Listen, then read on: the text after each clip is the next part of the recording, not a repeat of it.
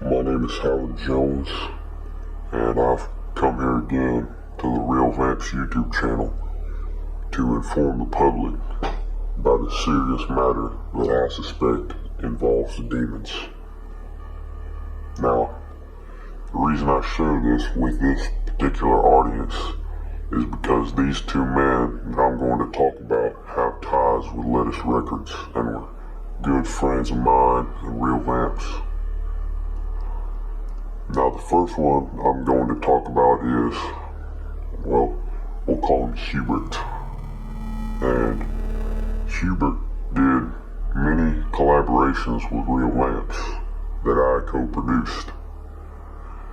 But then he started seeing this woman. At least, that's what he thought. Now, I've witnessed plenty of possessed individuals, such as Michael from Louisiana. So I recognized the signs immediately. He wasn't showing up to the studio sessions as often. Pretty soon there'd be sort of a name for this supposed woman, the Huzz.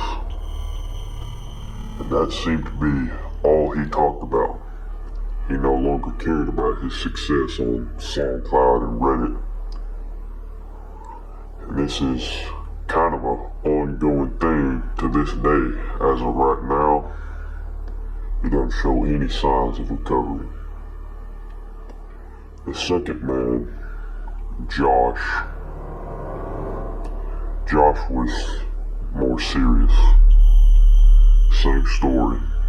Gets with a quote-unquote woman and starts going downhill in the music scene. But one day, we were cooking a platinum hit, and he suddenly says, "The Huzz is calling," and leaves. That same name, the Huzz, a term that I'd never heard until all this happened. That confirms that the two are somehow connected, some type of Huzz demon controlling both of them. But when Josh left, he never came back, not for over a year.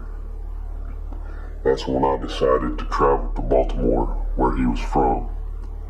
Well, I guess he was from India, but he lived in Baltimore. I got there, got out of my Honda Ridgeline, walked up to the front door. It was pushed shut, but it was not latched. So I slowly pushed open the door, and I'll never forget what I saw.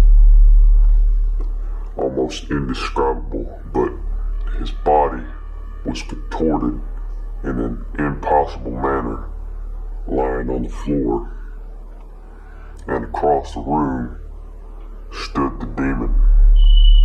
Almost human looking, but with a face I can't really put into words, just standing there. It had a whip in its hand and about a 4-foot long rubber object attached to its pelvic area somehow. And I guess it heard the door. I was trying to be quiet, but then it spotted me, and it looked me in the eyes, and I got this feeling that I still remember to this day. I just got out of there. I ran as fast as I could, and I squealed tires in the Honda Ridgeline getting out of there. My fear is that he's still there, being tortured to this day.